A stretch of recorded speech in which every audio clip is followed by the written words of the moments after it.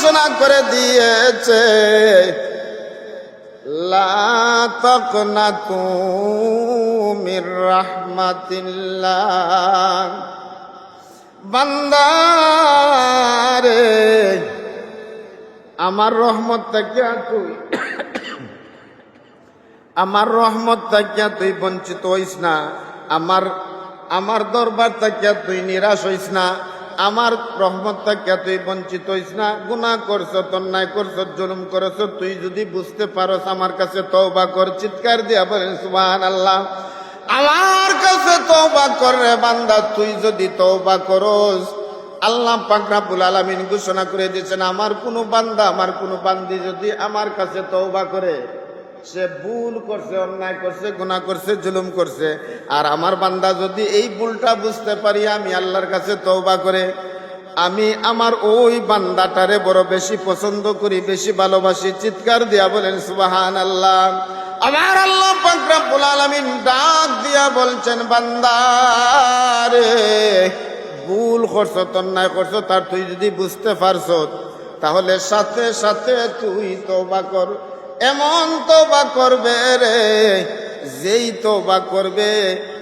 তওবাটার নাম হচ্ছে তওবাতান নাসুহা।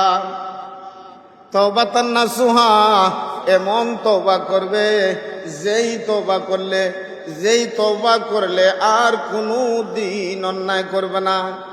যে এমন তওবা করবে রে, যেই তওবা করলে জীবনে যতদিন বেঁচে থাকবে আর কোনোদিন নামাজটা ছাড়বে না।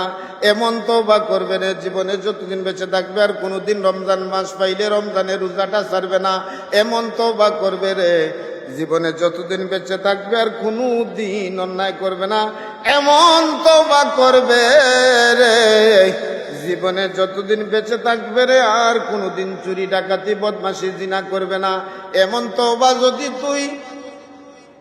তওবা যদি আপনি আমি আল্লাহর দরবারে করতে পারি রে, আল্লাহ বলছেন, লা তাকনাতু মির রাহমাতিল্লাহ। বান্দারে, আমার রহমত থেকে বঞ্চিত হইস না, নিরাশ হইস না।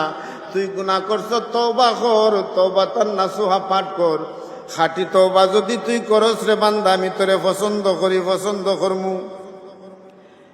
আর ওই বান্দাটারে আমি এমন ভাবে নিষ্পাপ মাসুম বাচ্চার মতন বানাইয়া দিমু রে, যেইভাবে একটা মায়ের গর্ভ থেকে একটা নিষ্পাপ বাচ্চা জন্মগ্রহণ করে, তার আমলনামার মধ্যে কোনো গুনাহ থাকেনি,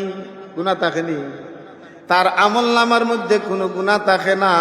আমার আল্লাহ ডাক দেয়া বলেন, বান্দা রে, যদি এমন তওবা করস রে বান্দা, খাঁটি তওবা করস, তুই ভুল করছ, অন্যায় করছ, তার খাঁটি তওবা করছ, এমন ভাবে তোর তওবা আমি আল্লাহ কবুল করব, গ্রহণ করব রে। আর ও তওবার কারণে তোরে আমি এমন ভাবে নিষ্পাপ বানাইয়া দিমু, যেইভাবে মায়ের গর্ভ থেকে একটা নিষ্পাপ মাসুম বাচ্চা জন্মগ্রহণ করে, তার গুনাহ থাকে না, ওইভাবে তওবাকারীর আমলনামার মধ্যে চুল পরিমাণ আর গুনাহ থাকবে না। চিৎকার দিয়া বলেন সুবহানাল্লাহ।